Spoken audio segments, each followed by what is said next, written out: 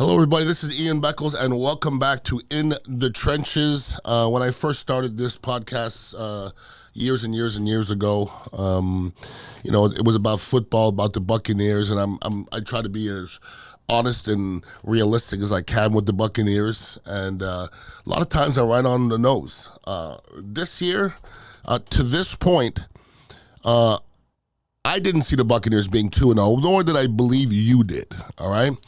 But there's certain things that are being revealed that a lot of people had wrong, all right? The whole Baker Mayfield thing, and we're going to get into a little deeper as we go along the podcast. Baker Mayfield, to this point at 2-0, couldn't play any better. I don't know how he could, okay? I don't know if you'd ask him to play any better. To ask him to play any better is to have him throw the ball more, and I don't know if anybody wants that. Right now, Baker Mayfield is playing as well as he can. Can't play any better than this right now. Don't turn the ball over. Make good decisions. From what I'm hearing, he's changing the play at times on the line of scrimmage to get into the right play. That's what you get from a veteran quarterback, and that's what Baker Mayfield is. He's a veteran quarterback. He's been there, done that, seen it, and he's showing us that right now. Am I ready to sign the paper over to Baker Mayfield for the future? Not yet. Not yet, but if you're a Buccaneer fan, you've got to applaud what's going on right now. And for everybody out there that crucified Todd Bowles as a coach, you better keep watching because Todd Bowles' boys are playing for him right now. Todd Bowles is a defensive coach, all right? I've said at times that head coaching at times is overrated. Todd Bowles is a defensive coach. Have you watched our defense? Does our defense not look great? Offensively, Canales has to be getting applauded as much as Todd Bowles at the moment, but Todd Bowles can't call offensive plays. So a lot of times, a head coach gets crucified for picking the wrong coordinator, all right? Right now, Canales looks like the right guy at this moment. I like what I see offensively. And it's not, dramatic, and it doesn't look like it's going to score 80 points, but we don't have to look too far back to Buccaneer history, and Buccaneers won a lot of games looking just like they look right now. That's running attempts, stopping the run, rushing the passer, creating turnovers. That's an equation for success, everybody. Now, watching the game, it's not all pretty, everybody. It can't be all pretty, okay? You're 2-0. You got to applaud what's going on. But there's certain things within the game that you have to improve on, okay? So there's good, bad, and ugly.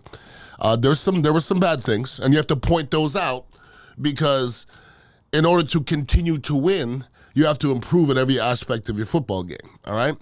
Cody Mauch struggled a little bit at the right side, all right? The right side of our offensive line right now with Gadecki and Cody Mauch is a question, okay? It's early in the season. Defensive coordinators are going to see what they do well and not so well, and they're going to start game planning to go after that right side, okay? It was 3rd and 1. Cody Mauch had a holding penalty early in a drive, made it 3rd and 11, had to punt the ball. Like, those are the things that hurt you later on in the season. So, offensive line play, right now, the play calling couldn't be any better. It's about even. Throwing the ball, running the ball. I said forever, if you could figure out a way to even this out, and you don't need an astronomical amount of yards rushing. You don't. The Buccaneers had 120 yards rushing, 3.5 yards a carry, but it's the amount of rushes that you do. Go back and look at the Buccaneers' history. And I haven't done it because I don't have a lot of time to do all that crap. If you look at their statistics here, the Bucs had 8 first downs by rushing. Go back and look and see the last time the Bucs did that. Try it. And I haven't, and it may be years ago the last time the Bucs had 8 first downs rushing. For the Bucs, that's an amazing amount.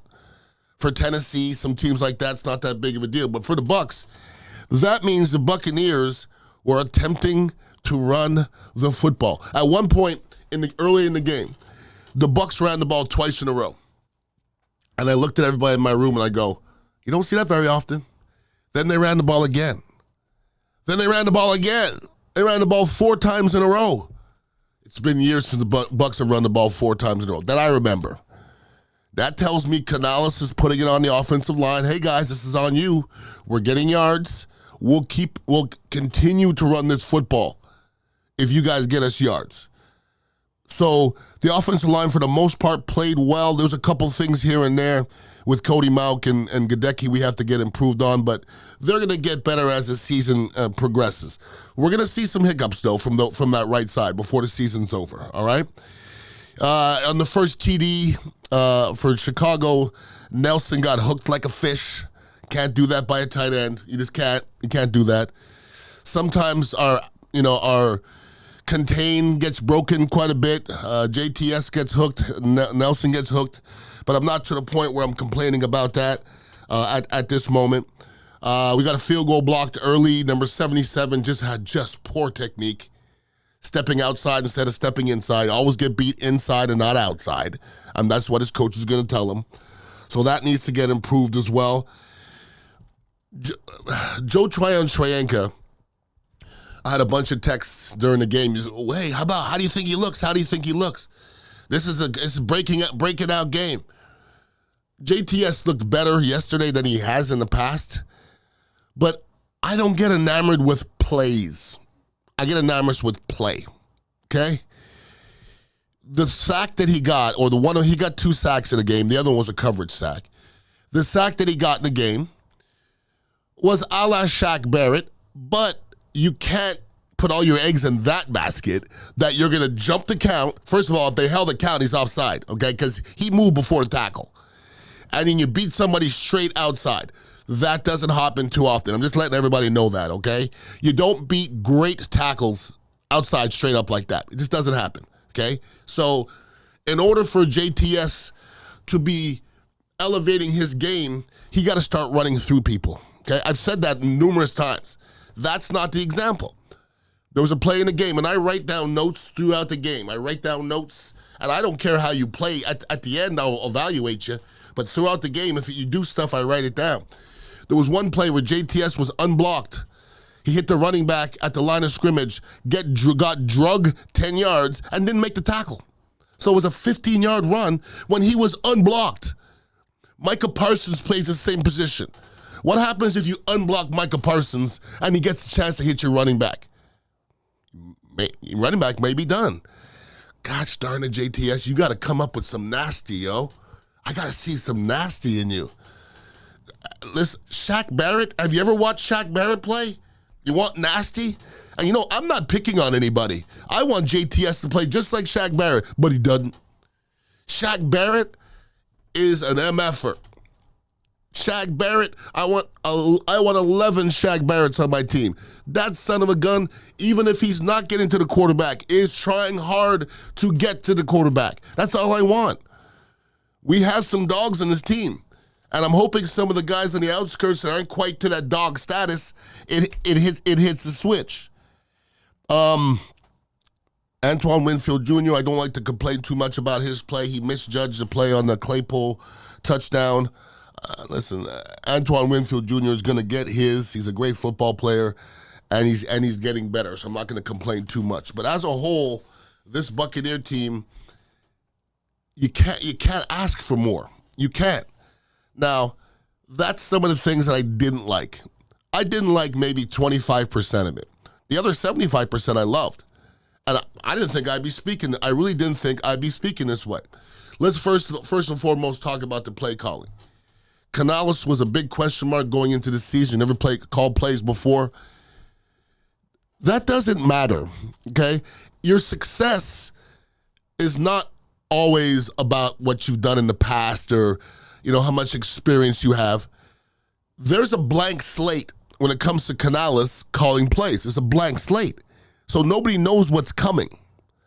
He could use that to his advantage or his disadvantage. To this point, I think he's used it to his advantage. I really do.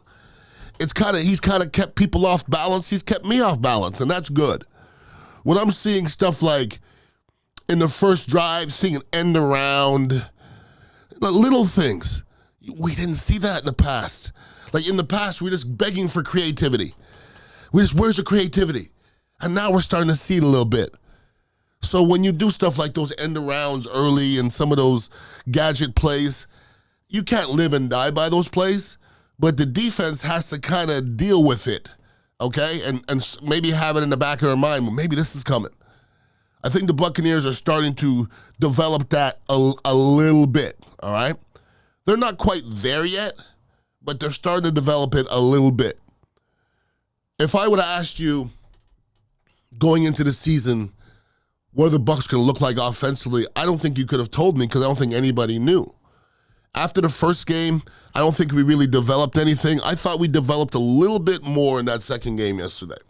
I thought the identity was coming a little bit. I saw it in the offensive line. We have a big, burly offensive line. Let them believe they can run the football whenever they want. Let them believe that. And then things will kind of fall into place, all right?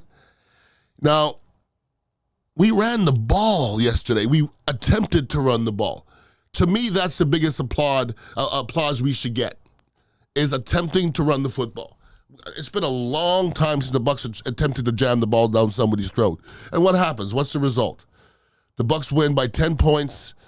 Very few games yesterday were more than one score. That's the way the NFL is. It's I don't care what the game is. It's hard to just pick the winner, okay? So those of you that are saying, well, it's just Chicago, winning 2 games in a row is hard in the NFL, period. I don't care what the hell your name is. Look back at some of these great teams that are 1-1, and there's some good teams that are 0-2 right now. So the Bucs sitting at 2-0, boy, you gotta love yourself for this.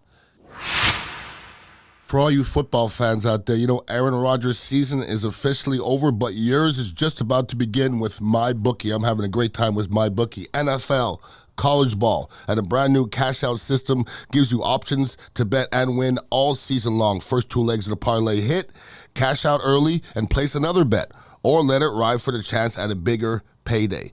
Join us at MyBookie for an entire season filled with daily odds boosts, same day parlays, and huge prize day contests. Right now at MyBookie, have no strings attached, and it's cash bonus that lets you deposit and withdraw quickly. Check this out. Use the promo code INTHETRENCHES on your first deposit of $50 or more, and you can receive up to $200 in cash instantly credit to your MyBookie account. That's in the trenches to claim your own cash bonus right now. You can bet anything, anytime, anywhere, only with MyBookie. I'd take advantage of it if I was you.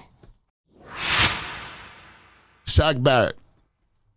Considering what Shaq Barrett went through in last year in the offseason, he clearly is one of our leaders now.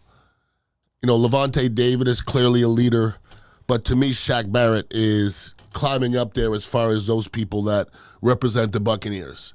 And we're getting to a point where, you know, if I had to get a jersey, offensively, I get Tristan Wirfs. Defensively, I'm getting Shaq Barrett because I just like what it represents. When he speaks, I like what he represents. When he plays, I like what he represents.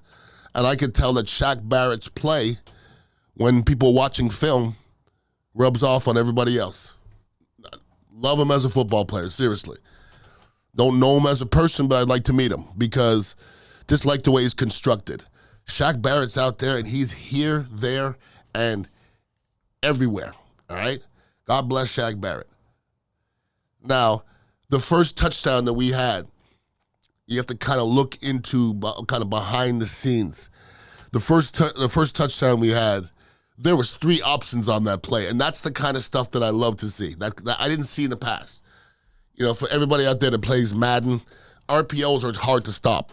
If you watch that play that was handed off by Baker, he could have kept that ball, rolled out.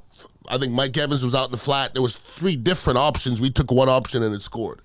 Those are things that defenses have to watch. Okay, they'll say, okay, they're going to run the RPO here.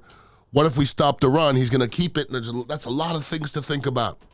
So those are little things that kind of creep into people's minds when you're trying to deal with the Buccaneers when you're watching this offense.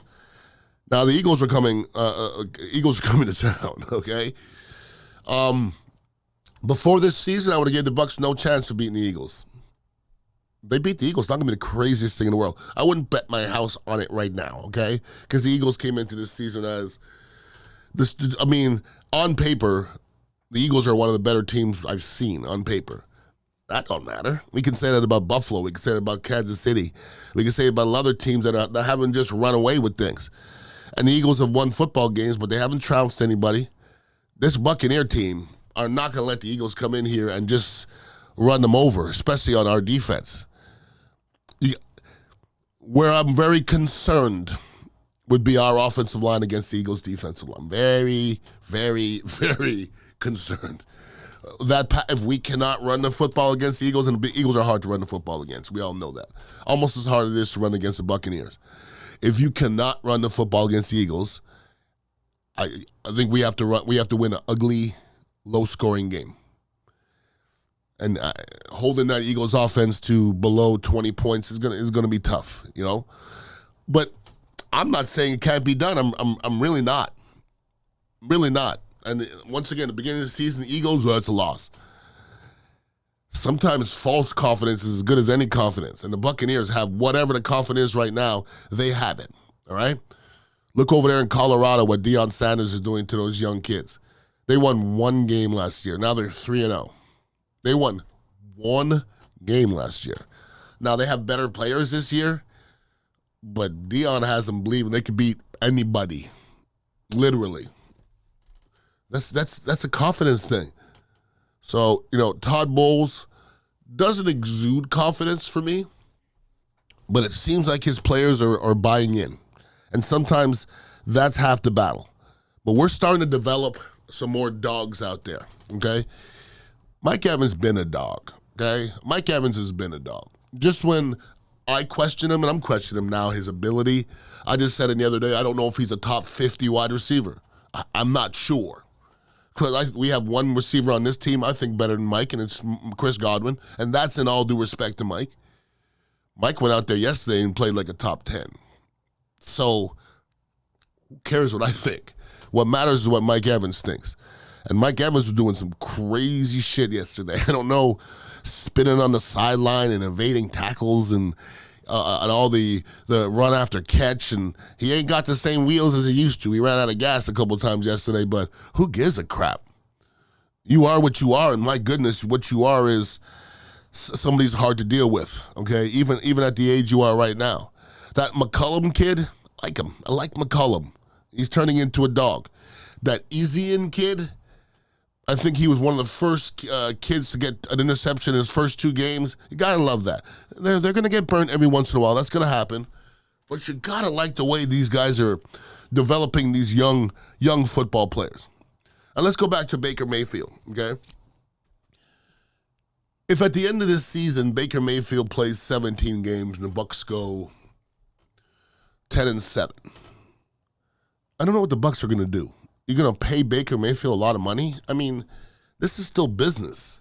You pay Baker Mayfield a lot of money. That means you're building around Baker Mayfield. I still don't know if you can build around Baker Mayfield, okay? So you have to come down to making the right business decisions. But right now, it sure looks like Baker Mayfield's the right guy for the job. Right now, okay? His escapability has been amazing. He showed strength in the pocket. He showed good business. He's just business decisions, good decisions in general. And he looks like the leader. And one thing I questioned about Baker Mayfield was his leadership. I didn't know how other players were drawn to Baker or not drawn to Baker because there's been issues in the past of Baker and some of his teammates and some of them not speaking highly of him and Baker kind of pointing fingers. And I'm never a fan of people pointing fingers.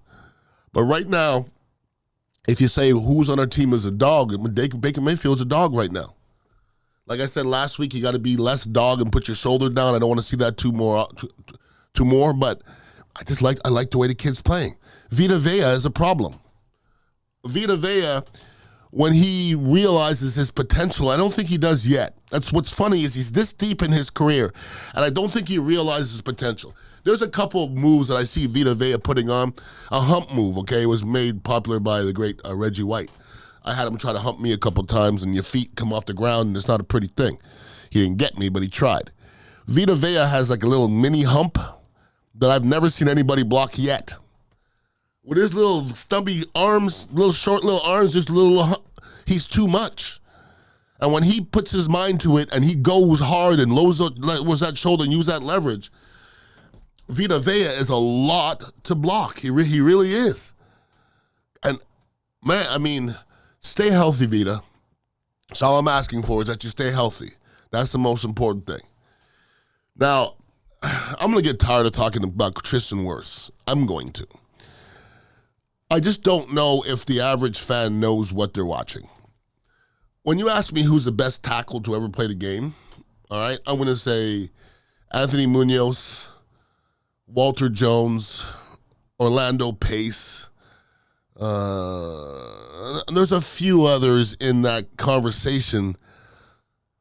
Runyon as a right tackle.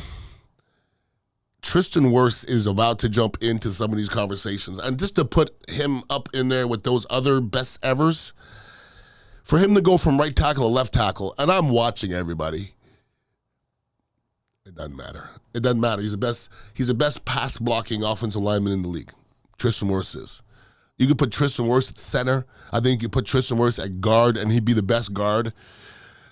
I forgot Larry Allen, who could play everywhere, by the way. Tristan Wirfs, I think, can play any position. He's that explosive. His footwork is that good. His hand placement is that good. And I just think the average fan just thinks he's good. He's fantastic. Tristan Wirfs is fantastic as a football player. If he stays healthy, he's going directly to Hall of Fame, first ballot, end of story. Done over with. If he's probably going to go on as a Buccaneer because he's played a bunch of years here already. But in order for the Buccaneers to retain him, he's going to catch all the monies. He's going to be by far the highest paid forget about it. He may mess around with some Bosa money. You got to read when you got to pay Tristan Wirfs because he's going to get whatever you ask for. You're not going into the season without him. You can't. So Tristan Wirfs is going to get whatever he asks for. I think he's going to deserve every last penny. So I hope everybody's enjoying what they see in Tristan Wirfs. I really do. Seriously, that is something to me. Love Tristan Wirfs. So if you look at this Buccaneer team, 2 weeks, what do we have? We have a football team that fights. We got a football team that ain't scared of nobody to go to Minnesota. And listen, I hear people say, well, Minnesota's not good. They're 0-2. That doesn't work like that, people. Minnesota still has a lot of good freaking football players, all right? And when you're 0-2 and one of the teams you lose to is yours, that doesn't mean that that team is bad. And listen, the Bucs at 2-0 doesn't mean the Bucs are good. It doesn't. You got the Eagles at home. You got the Saints on the road, 2 tough games. You got the Lions back here at home. Lions ain't no joke. So the next 3 games are crucial. If the Buccaneers go 1-2 in those next 3 games, I'm not going to be upset to be 3-2 in this juncture. I would not. Not to go back and look and see who they've played to this point. We would have took 3-2 at the beginning when you looked at that schedule because I believe the toughest part of the schedule was the beginning. And it eases up a little bit because once you start messing with the NFC South, it's not as brutal. The NFC South, who's all that impressive? I'm not all that impressed with anybody. The Bucs look as good as anybody right now. They look as good. Doesn't mean anything. It's 2 games, everybody. And you just one injury away here and there from the whole aesthetics of your team changing, all right? But looking at this Buccaneer team, they're not really built around anybody. They really aren't. I think it'd be a tough sledding to lose a Mike Evans or a Chris Godwin or right now even a Baker Mayfield, to be honest with you. You don't want to lose a Shaq Barrett. You don't want to lose a Vita Vea. But it's not like you couldn't win without those guys. I think if you don't have those guys, I think they're out there still battling. I think they still have a chance to win without those guys. So this Buccaneer team, last year we would have said if we lose Tom Brady, we're out. We don't have that guy. We really don't. That means we built a team. And when you build a team, then sometimes that's something that's built to last. And this is supposed to be the time when the Buccaneers would be supposed to take a little dip. But if Todd Bowles figures out a way to go 9-8, 10-7 this year, we got to talk about this being one of the better coaching, in the Bucs history. Because just remember at the beginning, nobody had this Buccaneer team making any noise. I didn't really hear it from anybody. I heard a couple Homer fans here and there talk about, the Bucs are going to go 12-5. I still wouldn't bet my house on that, okay? But should the Bucs be winning right now? I don't know. I don't know. But we're going to find out here real soon. And with the Philadelphia Eagles coming to town, for all you USF Bull fans out there, USF Bulls lost to Alabama. But if they mess around and USF Bulls win next week, that Alabama loss went a long way, okay? So this Eagles game, even if you mess around and come out of it 2-1, but you fight, I think the Buccaneers are in good shape. And I'm not saying they're not going to win this game. I'm not. I think I don't know if it's a good chance they win this game, but after watching those first two games, when you have a defense that runs around and wreaks havoc like this Buccaneer defense is right now, you have a chance to be in every single game. Make sure you guys are listening to my other podcasts as well. I'm on The Bone 102.5 every Saturday from noon to 2, and I'll be doing a show with Derek Brooks here coming up here real soon. I believe it's going to be called Brooks and Beckles Show. Be talking football and about life and the whole 9 yards. So, I'm out there, everybody. I'm out there spitting knowledge as much as I can, and I appreciate you guys and gals listening in. Let's hope let's hope we're talking next week about the 3-0 Buccaneers, but regardless, you got to be happy how the season is unfolding to this point.